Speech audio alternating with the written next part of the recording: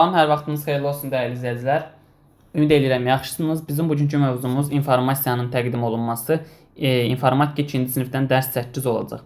İnformasiyanı müxtəlif formalarda təqdim etmək olar. Məsələn, pişiyi təqdim etmək üçün onun haqqında danışmaq, adını yazmaq və ya onun kimi səs çıxartmaq və ya onun şəklini çəkmək bəs eləyir ki, biz pişik haqqında informasiya əldə eləyək. Məsələn, burada pişiyin şəklini çəkib görürük. Burada məsələn pişiyin formasını yazıb. Ağ pişik, qara pişik, sarı pişik və s.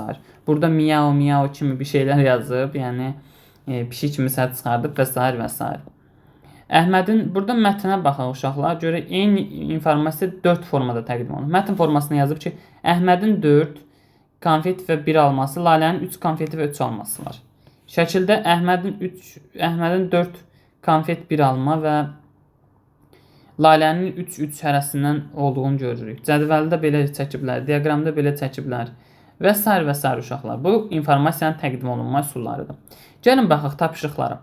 Şəkildə hansı növ informasiya təqdim olunur?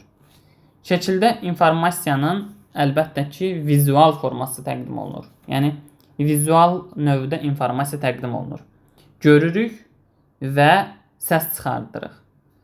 İnformasiya vizual olaraq alınır. Təqdim olunması isə audio, yəni səs olaraq isə informasiya çıxır. İnformasiyanın təqdim olunma üsulu burada nə oldu? Səs. Yəni belə deyək də uşaqlar. Səsli formada. Amma informasiyanın qəbul edilmə forması necə oldu? Vizual olaraq. Görüntü olaraq görürük və səs çıxardırıq onun kimi. Yəni bizdən qısaca informasiyanın təqdim olunma üsulunu soruşur səsli formada. Sual 2. Dövlət rəmzləri olan gerb, bayraq və himni hansı formada təqdim etmək daha əlverişli olar? Himni əlbəttə ki, necə eləyərik? Səsli formada təqdim eləyə bilərik də uşaqlar, düzdür. Azərbaycan, Azərbaycan, ey qəhrəman övladın şanlı vətəni. Belə, bu formada. Amma gerb və bayrağın şəklini çəkərək deməli, vizual formada təqdim etmək daha effektiv olar. Çünki gerb oxunmaz, bayraq oxunmaz və s. və s. Monitorun ekranında informasiya hansı formada təqdim olunub? Monitor ekranında görək. Vizual formada təqdim olunub. Burada bir ev, həyətdə 2 ağac və yuxarıda günəş və buludlar təqdim olunub. Yəni bu informasiya necə təqdim olunub? Vizual olaraq təqdim olunub. Sonuncu suala baxarıq. 4-cü sual. Bu mənzərəyə baxan şair, bəstəkar və rəssam onu hansı formada təqdim edəcək? Bu iş sizə tapşırılsa təqdim olunma formalarından hansını seçərsiniz?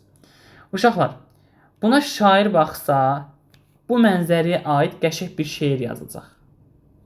Yazacaq, buludlar arxasından çıxan günəş, kəndimə, məsələn, mənim kəndimə, mənim təbiətimə bir canlılıq qatır. Yuxarıdan axan bir şəlalə çaylara, dərələrə bolluq qatır. Bunun kimi bir şeir yaza bilər məsələn, düzdür? Bəstəkar ona aid qəşəng bir dənə musiqi bəstələyəcək.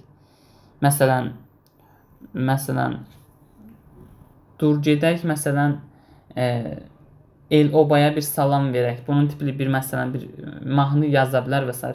Rəssam isə əlbəttə ki, artıq bu şəkli çəkib və öz dili ilə gözəl bir nemətlərin şəklini çəkib və aydınlaşdırıb. Yəni, belə. Bu iş sizə tapşırılsa təqdim olunma formalarından hansını seçərdiniz? Mənim şeir yazma qabiliyyətim daha yaxşıdır. Yəni, böyük ehtimal mən şeir yazardım buna. Belə. Belə uşaqlar, bugünlük bu qədər.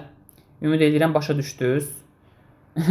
Bu arada o axırda dediyim şeiri, yəni axırda dediyim hissəni özümdən qoşdum.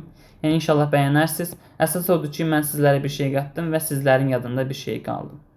Belə uşaqlar, özünüzdən müğayət olun. Sonda kanala abunə olmağı unutmayın ki, videolardan xəbər olasınız. Hələlik.